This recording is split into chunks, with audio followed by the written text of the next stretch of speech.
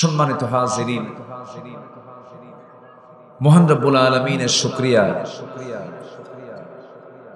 যে আমরা এখনো সুস্থ আছি, নিরাপদে আছি।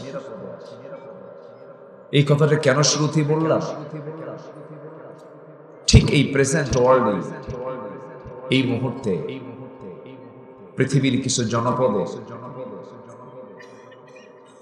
2 বছরের ছোট্ট ছোট্ট বাচ্চাগুলো খাবার না পেয়ে ঘাস চাবায় খাচ্ছে। পৃথিবীর এমন কিছু জনপদে প্রতি 20 সেকেন্ড পর পর বোম্বিং হচ্ছে, মিসাইল মারা হচ্ছে। আধুনিক তথ্য প্রযুক্তির এই দুনিয়াতে এই পাশবিকতা, এই দানবতা, এই হিংস্র আচরণ আমরা লক্ষ্য করছি। রক্তের বন্যা বয়ে যাচ্ছে। নবীর দেশ বিলাদুন নবী, মুসলমানদের প্রথম কিবলা বাইতুল মুকাদ্দাসের পাশের বাসিন্দারা আজকে রক্তাক্ত। শহীদের লাশের মিছিল চলছে, অথচ গোটা পৃথিবীতে 180 কোটি মুসলমানের দুনিয়া, 56টি মুসলিম রাষ্ট্র। ঠিক সেই সময় আমরা এখানে নিরাপদই বলা চলে বসে আছি।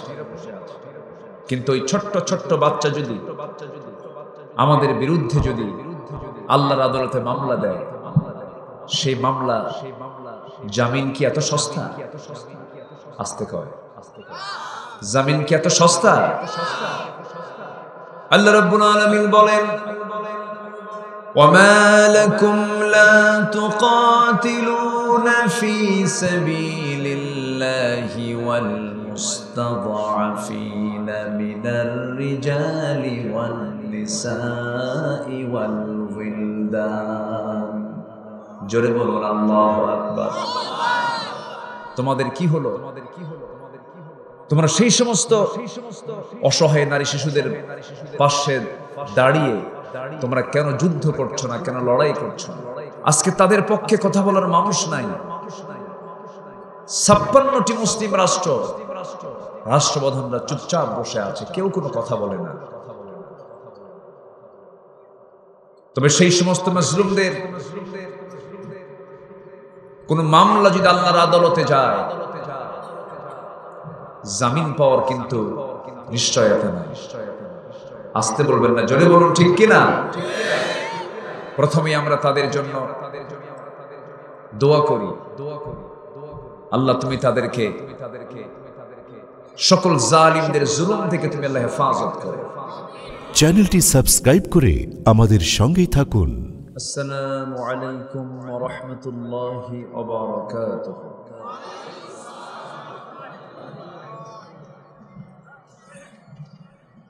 إن الحمد لله الأكرم الذي خلق الإنسان وكرم وعلمه من البيان ما لم يعلم، فسبحان الذي لا يحصى امتنانه باللسان ولا بالقلم، نشهد أن لا إله إلا الله وحده لا شريك له، ونشهد أن سيدنا وحبيبنا ومولانا محمدا عبده ورسوله الذي أرسله بالحق بشيرا ونذيرا وداعيا إلى الله بإذنه وسراجا منيرا، فقد قال الله تعالى في كلامه المجيد وفرقانه الحميد،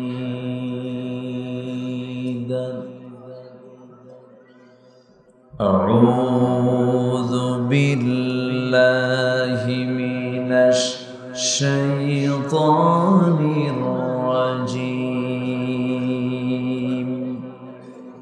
বিসমিল্লাহির রহমানির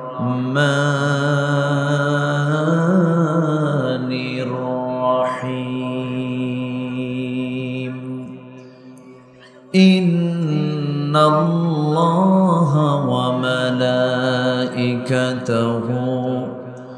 ইউসাল্লুনা আলান নবী يا أيها الذين آمنوا صلوا عليه وسلموا تسليما اللهم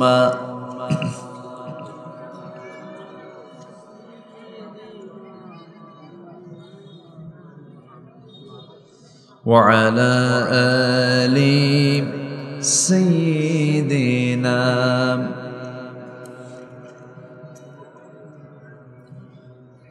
একটু মোহাব্বত দিয়ে নবীর প্রেমে মাতোয়ারা হয়ে জবান খুলে আওয়াজ দিয়ে সবাই বলুন আল্লাহুম্মা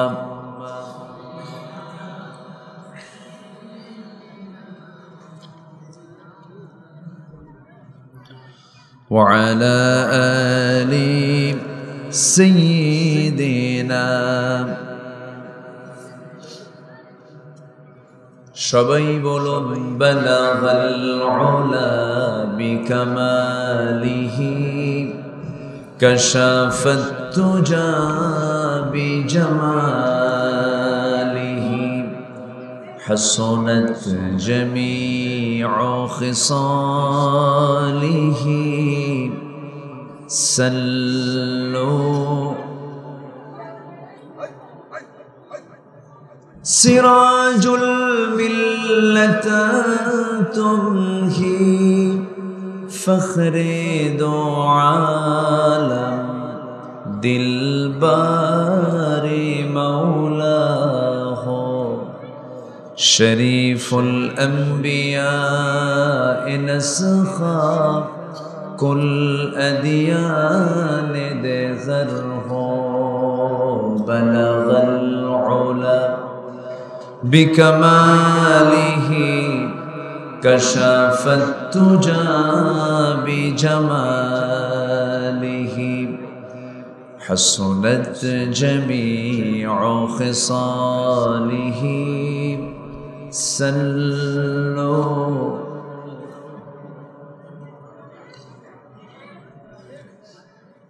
আমি কোরআনের সুর মাঝে শুনেছি যে নাম আসানের সুর মাঝেও শুনেছি সে নাম ও নাম শুনেছি আমি আমার হৃদয় হে রাসূল নবীজি তোমায় হে রাসূল নবীজি তোমায়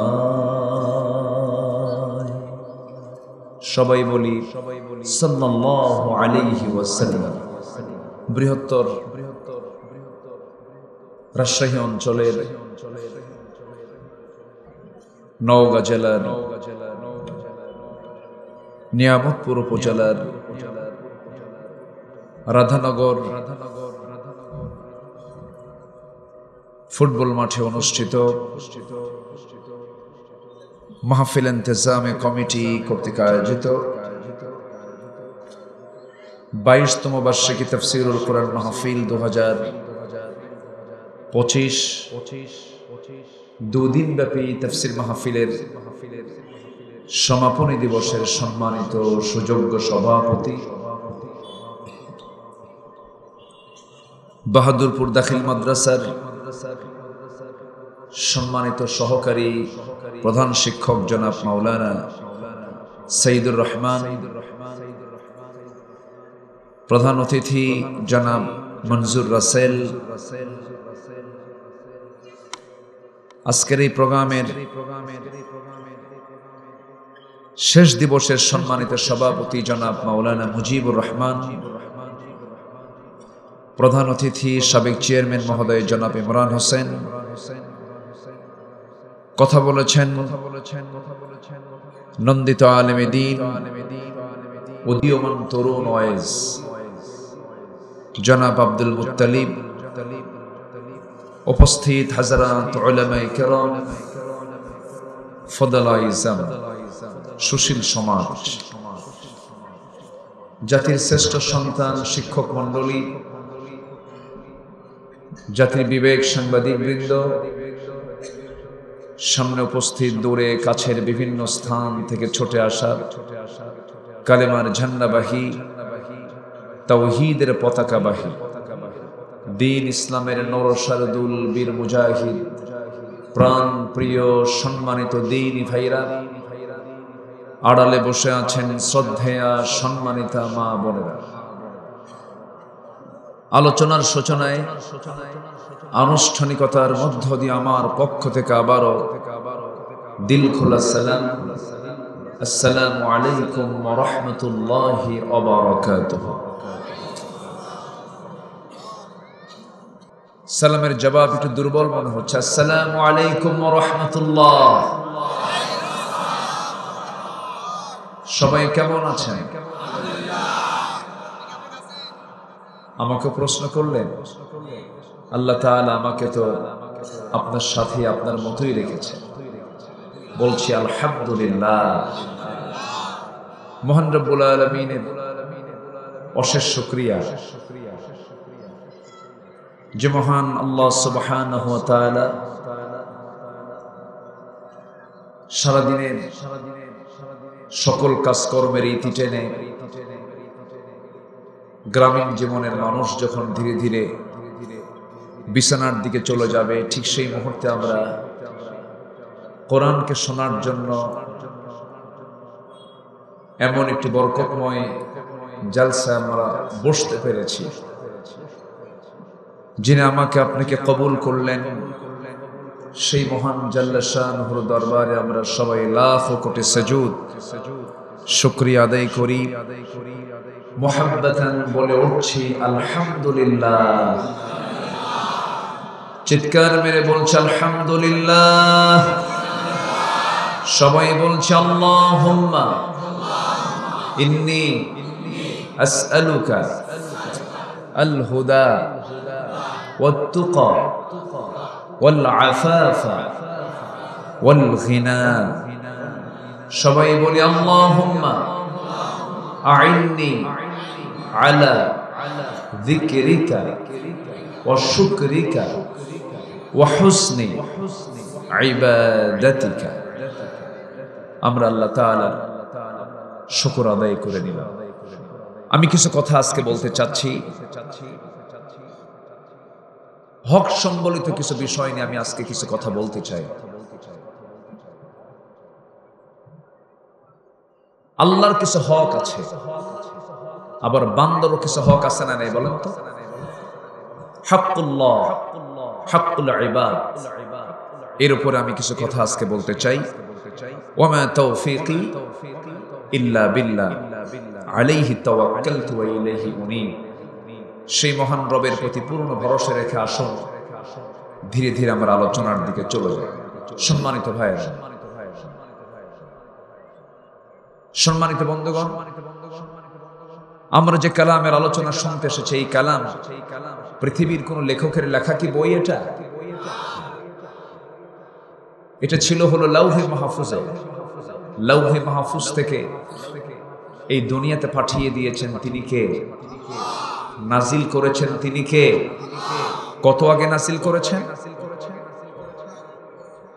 1400 প্রায় 1500 বছর আগে আল্লাহ পাক এই কোরআন কারীম নাজিল করেছেন। যে সময় কোরআন নাজিল হয়েছে সেই সময় কিন্তু আধুনিক এই অস্ত্রগুলো ছিল না। সেই সময় যুদ্ধ করার জন্য তরবারি ব্যবহার হয়েছে। আজকের দুনিয়া থেকে তরবারির কোনো ব্যবহার আছে? সম্মুখ কোনো যুদ্ধ আছে? তথ্য প্রযুক্তির এই চরম উৎকর্ষ সাধনের যুগেও কোরআন যে নাজিল হয়েছে আজ থেকে ১৫০০ বছর আগে, কোরআন যে তথ্য দিয়েছে, বিজ্ঞান যা বলেছে তার সঙ্গে হুবহু মিলে যায়। যেরকম সুবহানাল্লাহ। বরঞ্চ বিজ্ঞান ভুল করতে পারে, সায়েন্স ভুল করতে পারে, কোরআনের কখনো ভুল হতে পারে না। কারণ কোরআনটা কার রচনা? কোরআন তারই রচনা। কোরআন তিনি নাজিল করেছেন যিনি আকাশের মালিক, যিনি জমিনের মালিক, যিনি সূর্যের মালিক, যিনি চন্দ্রের মালিক, তার পক্ষ থেকে এই কোরআন নাজিল হয়েছে।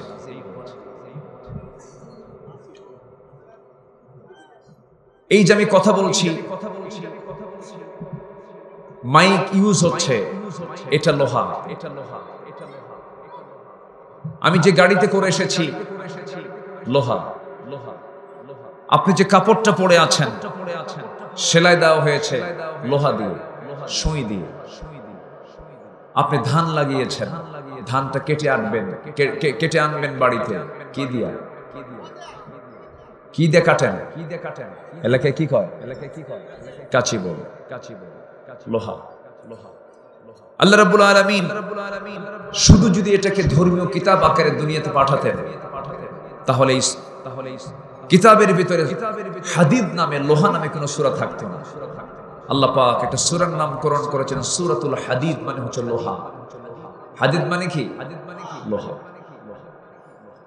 আল্লাহ রাব্বুল আলামিন বলেন, ওয়া আনজালনাল হাদিদ ফীহি বা'সুন শাদীদুন ওয়া মানাফিউ লিন-নাস। আমি আল্লাহ রাব্বুল আলামিন লোহা নাযিল করেছি যার মধ্যে রয়েছে প্রচন্ড শক্তি এবং মানুষের জন্য নানাবিধ উপকার। জোরে বলি সুবহানাল্লাহ। কোন কাজটা আপনি করতে যাবেন, যে কাজে লোহার প্রয়োজন নাই, সব কাজেই লোহার প্রয়োজন। লোহা যদি আজকে দুনিয়াতে না থাকতো, মানুষ অচল হয়ে যেত, কিছুই করতে পারতো না। এই লোহাটা পৃথিবীর কেউ দেয় নাই, কেউ বানায় নাই। লোহাটা সম্পূর্ণরূপে নাজিল করেছেন যিনি, তিনি আমার কে? তিনি আমার কে? আল্লাহ তাআলা। রড ফ্যাক্টরি আছে না? লোহার ফ্যাক্টরি আছে না? নাই। কি ফ্যাক্টরির নাম কোন? দেখেন সবাই বলে ফেলেন বিএসআরএম, কেএসআরএম। কিন্তু এরা কিন্তু লোহা বানায় না। লোহা কিন্তু এরা উৎপন্ন করে না। কিয়ামত পর্যন্ত কোন মানুষের পক্ষে সুই বানাতে যে লোহা লাগবে, এতটুকু লোহাও কেউ বানাতে পারবে না। এই লোহাটা আল্লাহ তাআলা নাজিল করেছেন। নাজিল করা মানে কি? নিচ থেকে ওঠানো, উপর থেকে নাজিল হওয়া। বলেন, নিচ থেকে ওঠানো, উপর থেকে অবতরণ হওয়া। উপর থেকে যেটা নামে সেটাকে বলা হচ্ছে নাজিল। নাজিল হওয়া, অবতরণ হওয়া। আল্লাহ রাব্বুল আলামিন লোহাটা উপর থেকে নাজিল করেছেন। উপরে কোন জায়গা থেকে নাজিল হলো? একটু কান লাগাবেন, মনোযোগ দিয়ে কথাগুলো শুনবেন। আমরা যে সূর্যের আলো দিনের বেলা যে ভোগ করি, সূর্যের যে আভ্যন্তরীণ তাপমাত্রা, আমরা পৃথিবীতে হয়তো 25, 30, 35, 40 ডিগ্রি সেলসিয়াস পর্যন্ত আমরা তাপমাত্রা পাই। কিন্তু সূর্যের যে আভ্যন্তরীণ তাপমাত্রা, সেই তার পরিমাণ হলো 15 মিলিয়ন ডিগ্রি সেলসিয়াস। কেউ তো সুবহানাল্লাহ বললেন না। কত মিলিয়ন ডিগ্রি সেলসিয়াস? আমি কিন্তু 15 লাখ কই নাই, 15 মিলিয়ন। 15 মিলিয়ন ডিগ্রি সেলসিয়াস তাপমাত্রা সূর্যের। এই যে লোহা আমরা দেখতে পাচ্ছি, এই লোহা যদি কেউ বানাতে চায়, লোহা বানাতে যে পরিমাণ তাপমাত্রার প্রয়োজন হবে, বিজ্ঞান বলতেছে লোহা তৈরি করার জন্য যে তাপমাত্রার প্রয়োজন হবে তা হচ্ছে 5 billion degree Celsius. 5 billion degree Celsius তাপমাত্রা লাগবে মিলিয়ন বলি নাই, 5 বিলিয়ন ডিগ্রি সেলসিয়াস তাপমাত্রা পৃথিবীর কোথাও নাই। এমনকি সূর্যের তাপমাত্রাও কিন্তু 5 বিলিয়ন নয়, 15 মিলিয়ন ডিগ্রি সেলসিয়াস। তাহলে এই লোহাটা আমরা পেলাম কেমনে? বিজ্ঞান বলতেছে মহাশূন্যের কোন সুপারনোভার হয়তো বিস্ফোরণ করতে পারে, সেখান থেকে লোহাটা নাজিল হয়েছে, পৃথিবীতে এসেছে। আল্লাহ রাব্বুল আলামিন আজ থেকে 1500 বছর আগে তিনি বলেছেন ওয়া আনজালনাল হাদীদ, আমি আল্লাহ রাব্বুল আলামিন আকাশ থেকে আমার কুদরতি শক্তি দিয়ে আমি লোহা নাজিল করে দিয়েছি। জোরে বলি সুবহানাল্লাহ। সম্পূর্ণ অবদান কার? আসতে বলবেন না কার? আল্লাহ। সম্মানিত ভাইয়েরা, সম্মানিত বন্ধুগণ, কোরআন আল্লাহর পক্ষ থেকে নাজিল হওয়া কিতাব। কোরআনে অসামঞ্জস্য কোনো কথা নেই, কোরআনে এলোমেলো কোনো বক্তব্য নেই, কোরআনে অতিরিক্ত কোনো অর্থহীন কোনো একটা শব্দ চয়ন নেই। যা দরকার তাই বলে দিয়েছেন তিনি। আমার কে? আল্লাহ তাআলা। আমার কথা কি বিরক্ত হচ্ছেন নাকি আপনারা? হ্যাঁ, আমি তো এমন একটা উপজেলায় এসেছি যার নামই হলো নিয়ামতপুর। এখানে কোনো গজব আসবে না, বলি আলহামদুলিল্লাহ। গতকাল আমার মাহফিল ছিল হলো বৃহত্তর নোয়াখালী অঞ্চলের ফেনী জেলার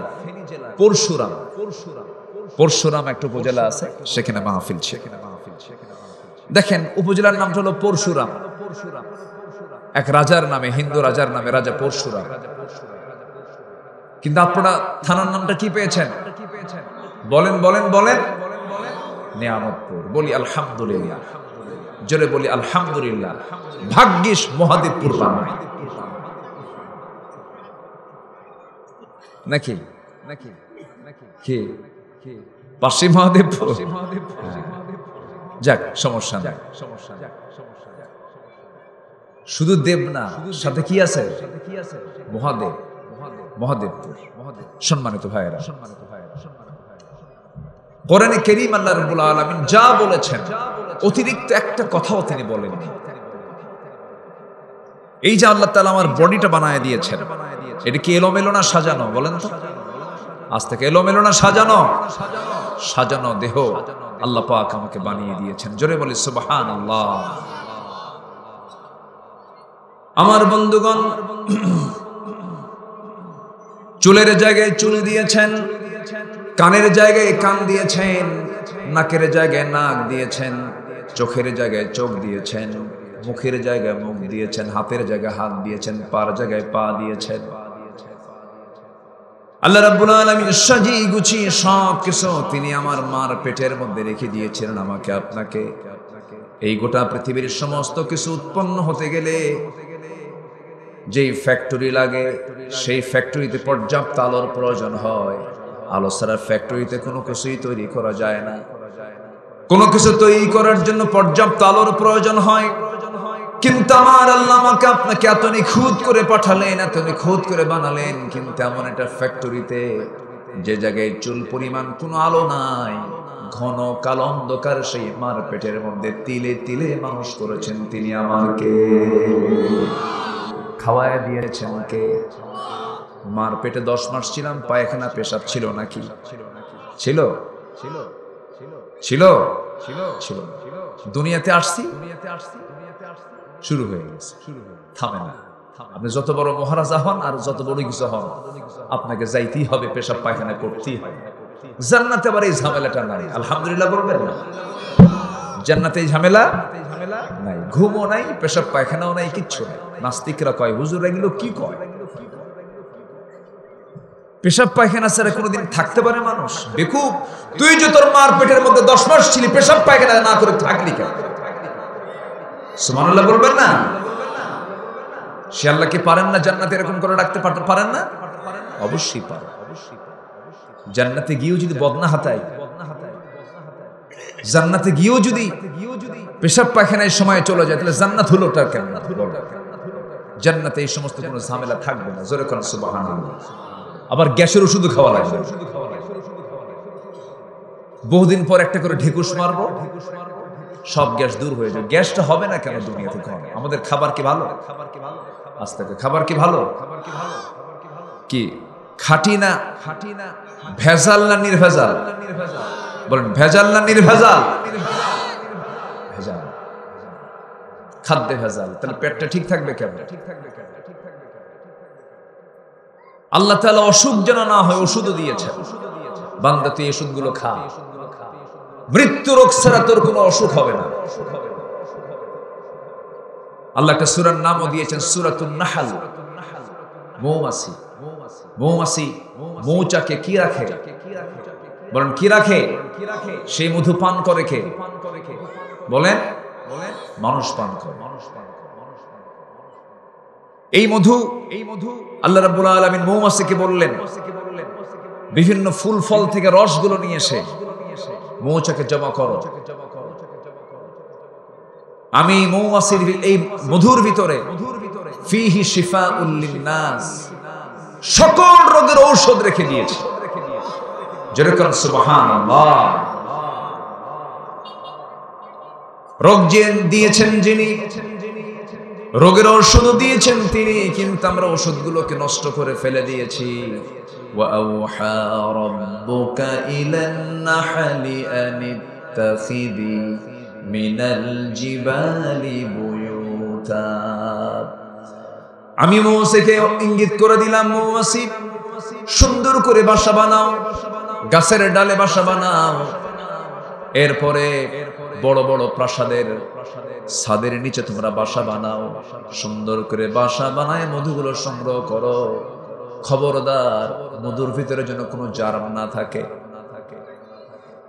এই মৌমাছিগুলো যে মধু আহরণ করে, বিজ্ঞান বলতেছে 550 মৌমাছি প্রায় 20 লক্ষ ফুলের উপরে বসলে পরে মাত্র 1 পাউন্ড মধু তৈরি হয়। যেরকম সুবহানাল্লাহ।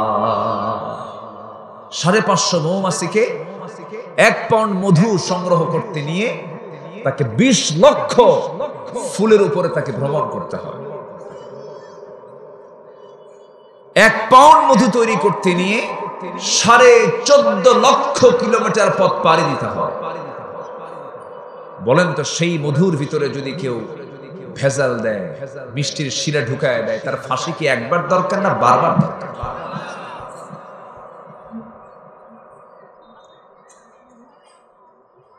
আপনারা কি রাগ করতেছেন নাকি? আমার আলোচনার ধরন একটু ভিন্ন ধরনের। আমি একটু ভিন্নভাবে কথা বলার চেষ্টা করি। আমার ভিতরে আমি চেষ্টা করি অতিরিক্ত অপ্রয়োজনীয় কোনো কথা না বলো। কোরআন থেকে যা আসবে এটাই আমি বলতে চাচ্ছি। আমাকে সময় দিচ্ছেন তো সবাই? জোরে বলি ইনশাআল্লাহ। তাহলে রোগ দিয়েছেন কে? রোগের ঔষধ দিয়েছেন কে? সেই মধুর ভিতরে মিষ্টি ঢুকালো কে? আল্লাহ কইছে। দেখে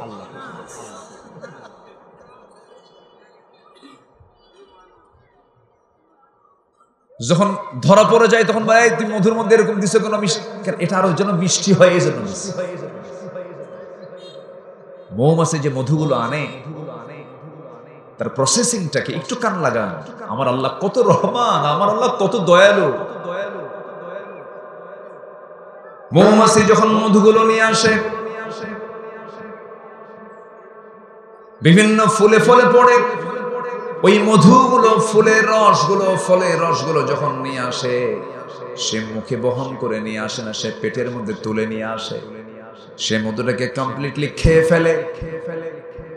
আমাদের স্টমাক, আমাদের পাকস্থলী হলো একটা মাত্র পাকস্থলী, আর মহান রব্বুল আলামিন ক্যাপসুল মার্কা প্রত্যেকটা মৌমাছির পেটের ভিতরে একটা নয় দুইটা পাকস্থলী রেখে দিয়েছে। একটা হলো তার পেটের ক্ষুধা নিবারণ করার জন্য, একটা হলো পাকস্থলী, আর একটা হলো হানি স্টমাক, মধুর পাকস্থলী, মধু রাখার পাকস্থলী। মধুটা ওর মধ্যে তুলে রেখে দিয়া ওটাকে প্রসেস করে আস্তে করে নিয়ে চলে আসে মৌচাকে। দরজায় এসে নক করে, দরজায় পুলিশ মৌমাছি দাঁড়ায় থাকে।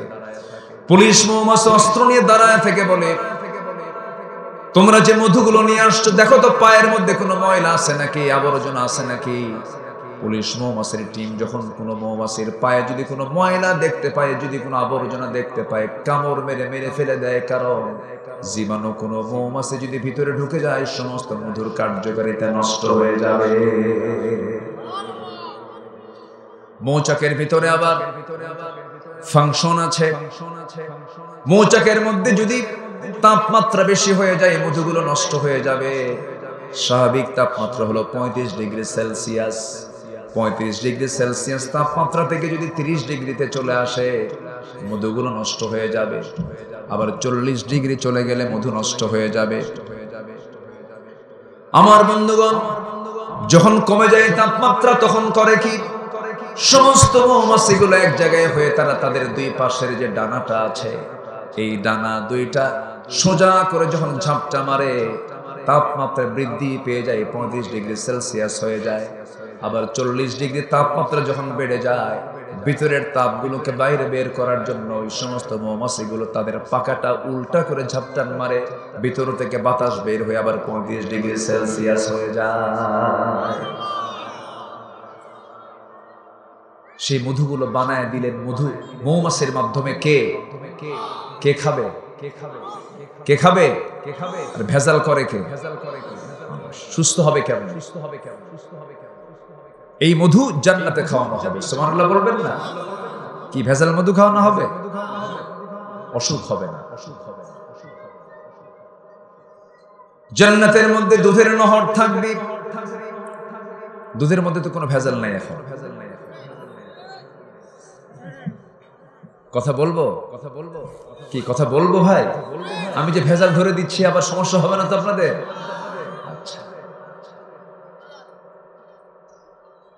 আল্লাহ রাব্বুল আলামিন মধুর নহর রাখবেন। দুধের নহর জান্নাতের মধ্যে রেখে দিয়েছেন, পানির নহর রেখে দিয়েছেন, আরেকটা হলো শরাবের নহর রেখে দিয়েছেন। এমন শরাব আল্লাহ রাব্বুল আলামিন পান করাবেন, এমন ড্রিঙ্কস পান করাবেন, যেই ড্রিঙ্কসটা পান করলে, যে শরাব পান করলে বান্দার জীবন যৌবন ডাবল ডাবল দ্বিগুণ দ্বিগুণ হয়ে যাবে। কোনোদিন বুড়া হবে না। যেরকম সুবহানাল্লাহ। তাহলে আল্লাহ যা দেওয়ার আমাকে দিয়েছেন, আমার আল্লাহ তার রুবুবিয়্যতের পক্ষ থেকে, তিনি যে রব আমার, তিনি যে প্রভু আমার, তার দিক থেকে কোনো হক তিনি কি আমার অপূর্ণ রেখেছেন? আল্লাহ আমাকে যা দিয়েছেন তিনি কি কোনো অপূর্ণ রেখেছেন? কিন্তু আমাদের সমস্যা আছে না নাই? আসতে বলবেন, আমাদের সমস্যা আছে না নাই? আমাদের সমস্যাগুলো কি কি একটা একটা করে আমরা বলবো। জোরে বলি ইনশাআল্লাহ। আমার বন্ধুগণ, আল্লাহ কোনো কিছু অপূর্ণ রাখেন নাই। মাথা থেকে পা পর্যন্ত আপনি তাকায় দেখেন, আমার আল্লাহ কোনো কিছুই বাদ দেন না। আমার আল্লাহ বান্দাকে সুন্দর করে জানায় দিচ্ছেন, প্রশ্ন করছেন, আলাম নাজআল লাহু আইনাইনি ওয়া লিসানান ওয়া শাফাতাইনি ওয়া হাদাইনাহু নাজদাইন। বান্দার আমি তোর টানা টানা দুইটা চক্ষু দিয়েছি, সুন্দর দুটি ঠোঁট দিয়েছি, এত সুন্দর আকৃতি দিয়েছি, পৃথিবীর কোন সৃষ্টিকে এত সুন্দর করে বানাই নাই। আল্লাহ রাব্বুল আলামিন বলছেন, আল্লাযী খালাকাকা ফাসাওয়াকা ফাআদালাক ফি আইয়ি সূরাতিন মা শাআ রাক্কাবাক। শুধু সৃষ্টি করেন, একে আমি সমতা বিধান করেছি, সুন্দর করে বানিয়ে দিয়েছি। আল্লাহ রাব্বুল আলামিন বান্দার সৃষ্টির দিকটা যেমন কোরআনে সুন্দর করে যেমন করে বলেছেন, বিজ্ঞানের সঙ্গে তা মিলে যায়। আজ বিজ্ঞানীরা প্রমাণ করেছেন, বিজ্ঞানীরা প্রমাণ করে দেখতেছেন যে চোখ এবং কানের মাঝে আগে কানের গঠন প্রক্রিয়া শুরু হয়েছে, মার পেটের মধ্যে কানটা আগে হয়েছে, এরপরে চোখটা আল্লাহ পাক বানিয়েছেন। তাহলে আল্লাহ পাক আগে চোখের কাজ কমপ্লিট করেছেন না কানের কাজ কমপ্লিট করেছেন? সিনিয়র কে বলেন? চোখ সিনিয়র না কান সিনিয়র? বলেন কি সিনিয়র? কান সিনিয়র। কানটা আগে আল্লাহ রাব্বুল আলামিন বানাইছেন। বিজ্ঞান যে কথা বলছে, আল্লাহ রাব্বুল আলামিন বান্দার সৃষ্টি নিয়ে সুন্দর করে এরকম করে সাজিয়ে বলছেন, ওয়ালা তাকফু মা লাইসা লাকা বিহি ইলমুন ইন্নাস সামআ ওয়াল বাসারা ওয়াল ফুআদা কুল্লু উলাইকা কানা আনহু মাসউলা। জোরে বলি আল্লাহু আকবার। আরেক জায়গায় বলছেন ইন্না খালাকনাল ইনসানা মিন নুতফাতিন আমশাজ নাবতালিহি ফাজআলনাহু সামিআন বাসীরা। জোরে বলুন আল্লাহু আকবার। আগে সামিআন, এরপরে কি? বাসীরান। আগে কান, এরপরে কি? চোখ। বিজ্ঞান যা বলে কোরআনও তাই বলে। সম্মানিত ভাইয়েরা, বহু কথা এক রাত পেয়েছি, তো কিছু কিছু কথা সংক্ষিপ্ত করে আমাকে বলতে হচ্ছে। সেই কালামে হাকিমের ভিতর থেকে আমি একটা সাবজেক্ট বের করেছি, সেটা হলো হক। আল্লাহর হক আছে না নাই বলেন তো? আচ্ছা, বান্দার হক আছে না নাই? আল্লাহর হকটা কি এবং বান্দার হকটা কি? সেই হকটা যদি আমরা জেনে আমল করে যদি যেতে পারি, আল্লাহ রাব্বুল আলামিন ওই বান্দাকে মাফ করে সোজা জান্নাত দিয়ে দিবেন। আর যদি হক নষ্ট করে দুনিয়া থেকে বিদায় হয়ে যায়, আমার আল্লাহ আমাকে কখনো মাফ করবেন না, আমাকে জাহান্নাম যেতে হবে। হকুল্লাহ, আল্লাহর হকটা কি? আল্লাহ রাব্বুল আলামিন সুন্দর করে সূরা নিসার 36 নম্বর আয়াতে বলছেন ওয়া'বুদুল্লাহা ওয়া লা তুশরিকু বিহি শাইআ ওয়া বিল ওয়ালিদাইনি ইহসানা ওয়া বিযিল কুরবা ওয়াল ইয়াতামা ওয়াল মাসাকিনি ওয়াল জারি যিল কুরবা والجار الجنب والصاحب بالجنب وابن السبيل وما ملكت أيمانكم إن الله لا يحب من كان مختالا فخورا. جرب الله أكبر. সূরা নিসা আয়াত নম্বর 36। এই আয়াতের মধ্যে হক আছে কার? আসতে বলবেন না কার? আবার বান্দার হক আছে না নাই? হক সম্বলিত আয়াত এটা। এই আয়াতকে সামনে রেখে আজকে আমি কিছু কথা বলতে চাচ্ছি, হক নিয়ে কথা বলতে চাচ্ছি। হকটা কি? হক হলো যা দরকার সেটা কি পুরোপুরি আদায় করে নেওয়া। যেরকম চশমার কাজ হলো চশমাটা চোখে রাখতে হবে। এই চশমাটা যদি চোখে না রেখে যদি আপনি মাথায় রাখেন, চশমার হক কি আদায় হবে নাকি? আদায় হবে না। ঘড়ির কাজটা কোথায় রাখা বলেন? হাতে রাখা। ঘড়ি যদি কেউ পায়ে রাখে হবে নাকি বলেন? হবে না। টুপিটা কোথায় রাখতে হয়? মাথায়। টুপি মাথায় না রেখে যদি হাঁটুতে রাখেন কাম হবে না। যেটা যে জায়গায় রাখা দরকার সেটাই হচ্ছে উপযুক্ত কাজ, এটাই হচ্ছে হক। আমার নবীজি একদিন এক সাহাবী মুআজ রাদিয়াল্লাহু আনহুকে বললেন, ইয়া মুআজ হাল তাদরি হাক্কুল্লাহি আলা ইবাদিহি ওয়া মা হাক্কুল ইবাদি আলা আল্লাহ। হে মুআজ, তোমার কি জানা আছে নাকি বান্দার উপরে আল্লাহর হক কি? আল্লাহর উপরে বান্দার হক কি তোমার জানা আছে নাকি? সঙ্গে সঙ্গে তিনি বললেন, আল্লাহু ওয়া রাসূলুহু আ'লামু। আল্লাহ এবং রাসূল এই ব্যাপারে সবচেয়ে বেশি জানেন। আমার নবীজি বললেন, ফাইন্না হাক্কাল্লাহি আলাল ইবাদি আন ইয়াবুদুহু ওয়া লা ইউশরিকু বিহি শাইআন ওয়া হাক্কুল ইবাদি আলাল্লাহি আল্লা ইউআযিবা মান লা ইউশরিক বিহি শাইআন। বান্দার উপরে আল্লাহর হক হলো বান্দা কখনো আল্লাহর সঙ্গে শিরিক করবে না। আর আল্লাহর উপরে বান্দার হক হলো ওই বান্দাকে আল্লাহ বিনা হিসাবে জান্নাত দিয়ে দিবে। জোরে বলি সুবহানাল্লাহ। ওয়াজ শেষ করে দিলাম, আসেন এখন দোয়া করি। তাহলে এখন ব্যাখ্যার দরকার আছে না নাই? আসতে বলুন, ব্যাখ্যার দরকার আছে না নাই? এই দেশে কি শিরিক আছে? এই দেশে শিরিক আছে যারা আল্লাহর দেওয়া বিধান অনুযায়ী আইন না চালায়া, বিচার না করে, আল্লাহর দেওয়া বিধান অনুযায়ী যারা বিচার কার্য ফয়সালা করবে না, তারাই তো মুশরিক। মুসলিম পরিচয় দিয়ে যারা জমিনে আল্লাহর দিন কায়েম হোক এটা চায় না। যারাই চায় না তারাই সবচাইতে বড় মুশরিক। এরকম মুশরিক তো আমার দেশে নাই। হ্যাঁ, হাজার হাজার কইলেন, এদেশে হাজার হাজার জনগণ না কোটি কোটি জনগণ, লক্ষ লক্ষ জনতা। কি বলে জানেন? ১৫০০ বছর আগে নাজিল হওয়া কিতাবের আইন কি এখন চলতে পারে? ওই সমস্ত মধ্যযুগ আইন দিয়ে বর্তমান দুনিয়া চলতে পারে না। এই জাতীয় কথা বলে আমাদেরকে মৌলবাদী বলে গালি দিয়েছে 16 বছর, জঙ্গি বলে গালি দিয়েছে 16 বছর, রাজাকার ট্যাগ লাগিয়ে মুক্তিযোদ্ধা ওদের পৈতৃক ব্যবসা ছিল, ঠিক কিনা? সম্মানিত ভাইয়ের, এখন আর এগুলো চলে না, এগুলো আর খায় না, এগুলো আর চলতেছে না। রাজাকার ট্যাগ আর চলে না, জঙ্গিবাদ শব্দ আর কেউ নেয় না মাথায়। জঙ্গির নাটকও বন্ধ হয়ে গেছে। তো আজকে 8-9 মাস কোথাও কি শুনেছেন যে জঙ্গি অভিযান হয়েছে? এরকম শুনছেন কোথাও? এটা ছিল নাটক। 16 বছর এই নাটকগুলো করেছে তারা। এখন এই নাটক কেন বন্ধ হয়েছে? এই নাটকের যিনি মূল নাট্যকার তিনি এখন দিল্লি গিয়ে বসে আছেন।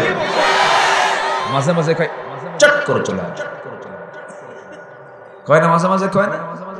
চট করে চলে আসে। রাগ করতেছেন নাকি? রাগ করলেও কোনো যায় আসে না।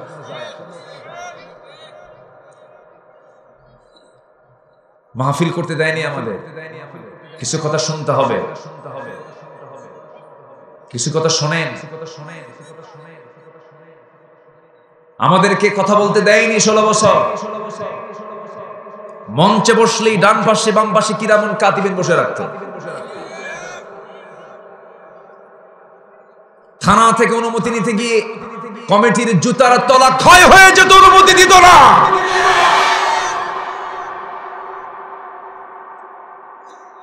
হাজার হাজার আলেম হাফেজদেরকে জেলখানায় আটকে রেখে অমানবিক নির্যাতন করা হয়েছে। অনেক কিছু করেছে ওরা। আল্লামা সাঈদীর মতো মানুষকে, কত বড় সম্পদ তিনি আমাদের এই দেশের, কত বড় সম্পদ ছিলেন।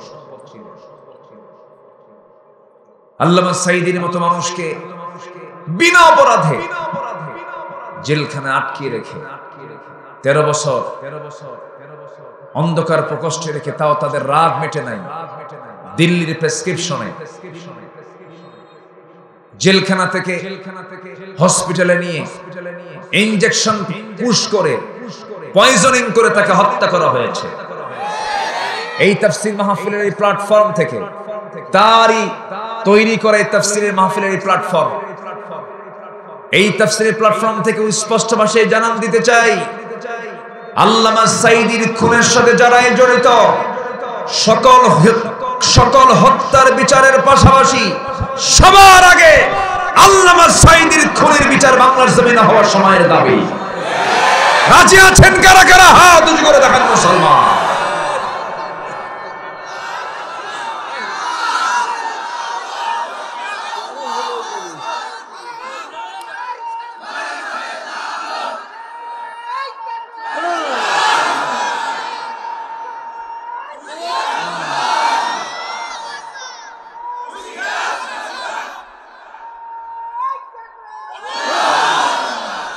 ওরা চেয়েছিল আলেমদেরকে বেইজ্জত করতে, আল্লাহ ওদেরকে ন্যাংটা করে বিদায় করে দিয়েছেন।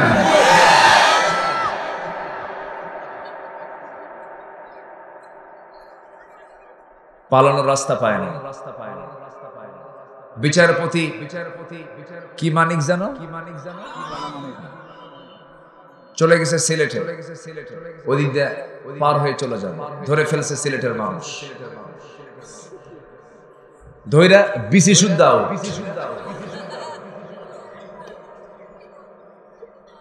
এইদিকে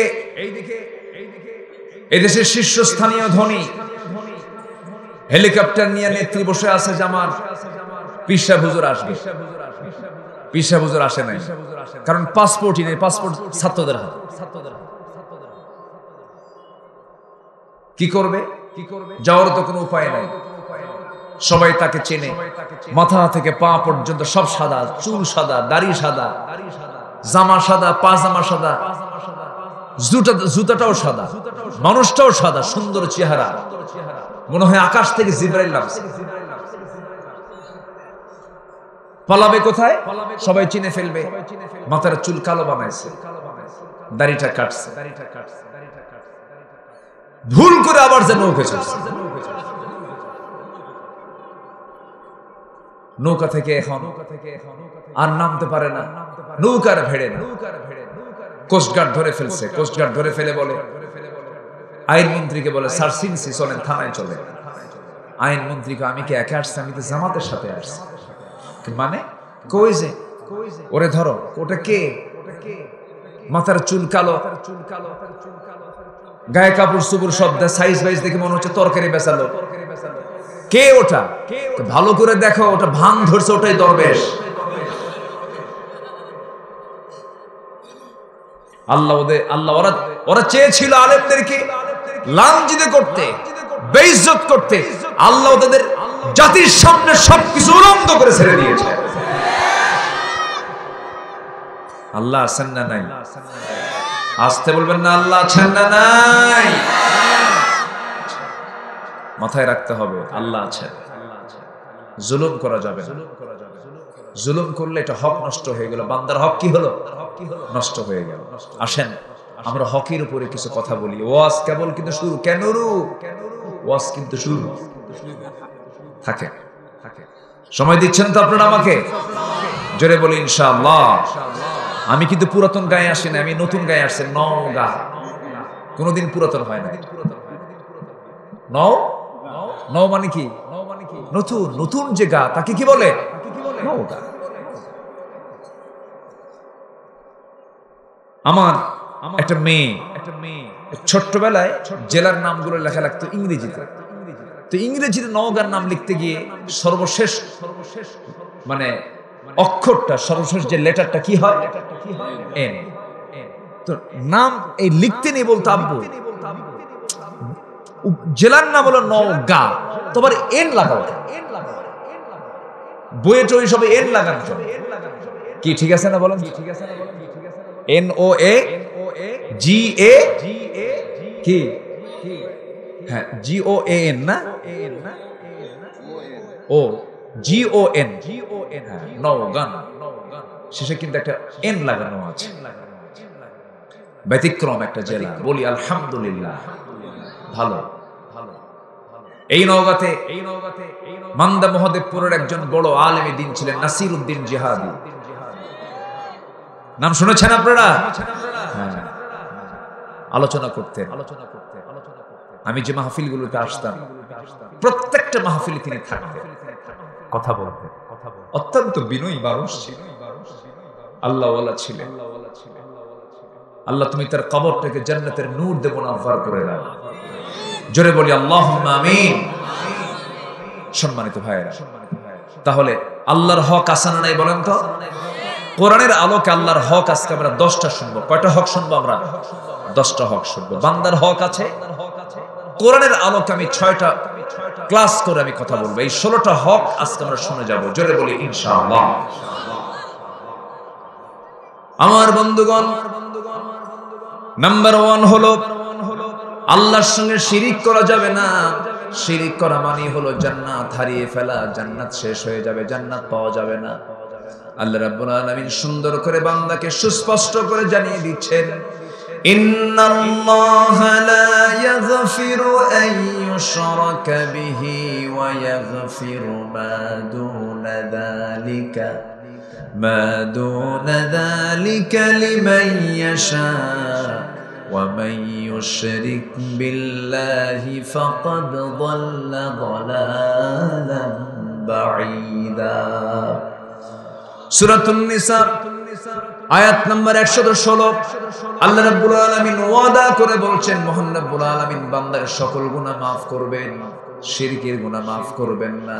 ওয়া মান ইউশরিক বিল্লাহি ফাকাদ হারামাল্লাহু আলাইহিল জান্নাহ যে ব্যক্তি শিরিক করবে তার জন্য জান্নাতটা বাজেয়াপ্ত হয়ে যাবে।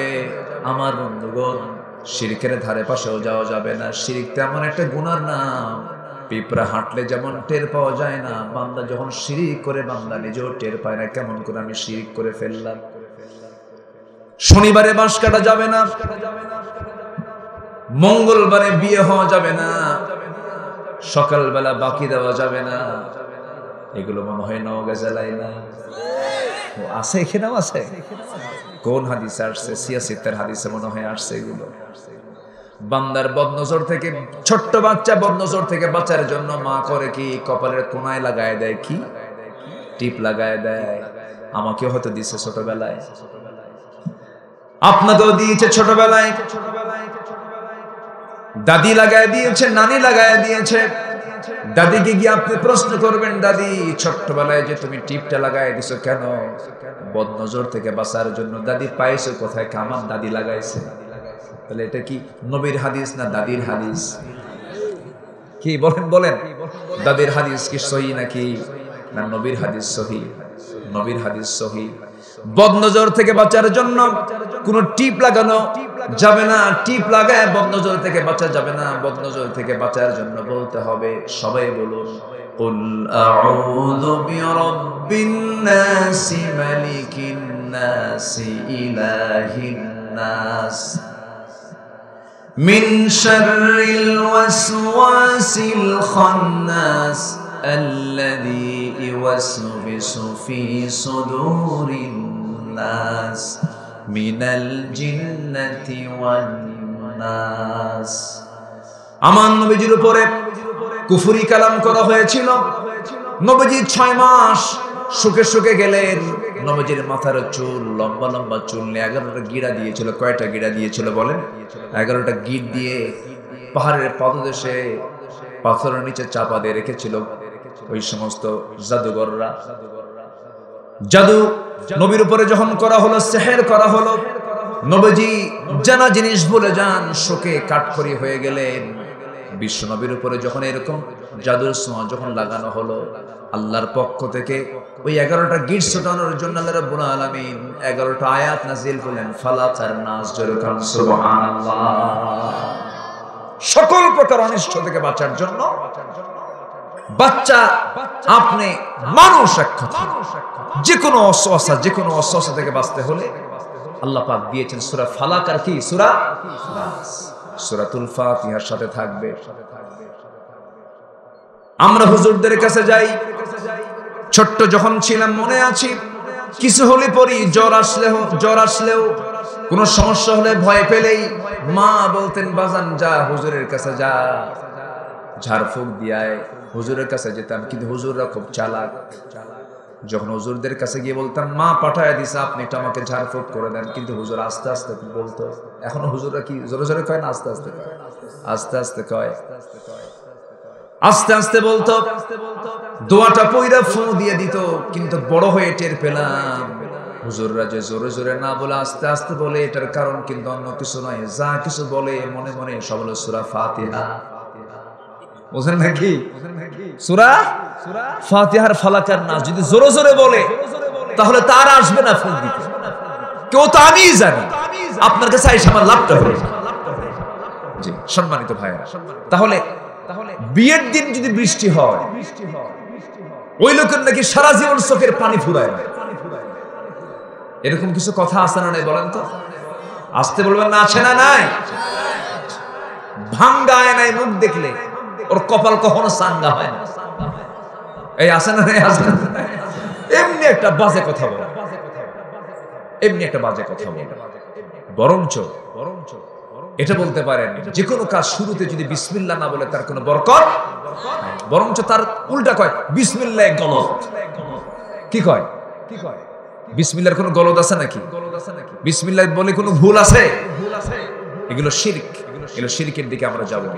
তবে হ্যাঁ, সবার কাছে আমি সুস্পষ্ট ভাষায় জানান দিতে চাই, সবচেয়ে জটিল শিরক হলো যে বান্দা মুসলিম পরিচয় দেওয়ার পরেও যে আল্লাহর আইনকে জমিনে বাস্তবায়ন হোক এটা চায় না। আমার কথা কি বুঝতেছেন? যারা আল্লাহর দেওয়া বিধান অনুযায়ী যারা বিচার চায় না তারা হলো মুশরিক। এটা কি আব্দুল্লাহ আল আমিনের ফতোয়া না আল্লাহর ফতোয়া? এই ফতোয়া কে দিয়েছেন? একদম সুস্পষ্ট ভাষায় জানান দিয়ে দিবেন।